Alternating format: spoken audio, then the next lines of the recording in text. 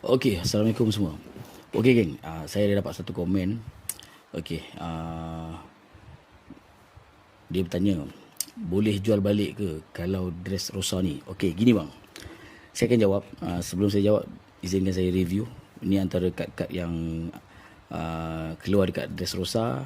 Lepas tu dia ada keluar dekat box Kaman pun adik-beradik juga dengan dress rosa. Dan ada box Wano.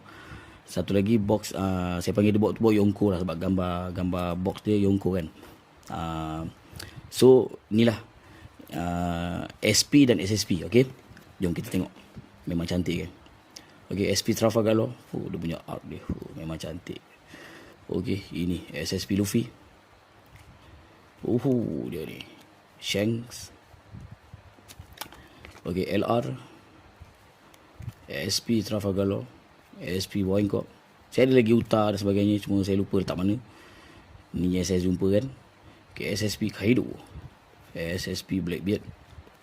SSP Oyaji. Okey, gini bang, berbalik pada soalan. Terima kasih bang yang bertanya. Okey, gini bang. Apabila abang dah beli dengan seller, abang dapat kad, betul? Abang nak jual ke, abang nak jual balik ke, abang nak apa pun buat bang, terpulang. Kad abang, betul? Dan kalau ada orang beli, rezeki abang lah. Dan kad ni boleh dijual, walaupun CCG sekalipun, TCG ke CCG, ada dia punya kolektor bang. Okey, ada dia punya kolektor.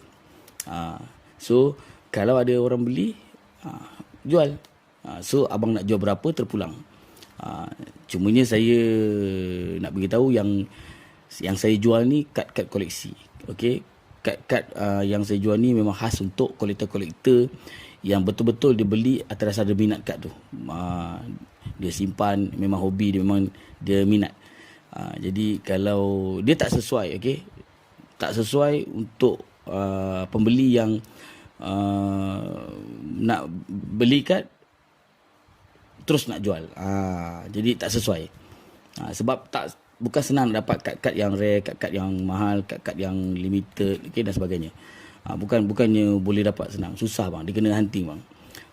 Jadi so jawapannya adalah terpulang bang. Boleh bang, boleh.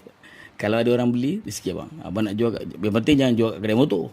Jual dekat yang collect kad juga. Jual pada kolektor. Okey, itu saja bang. Semoga terjawab. Kita jumpa di next video. Nak dapatkan kad macam ni, boleh cari admin.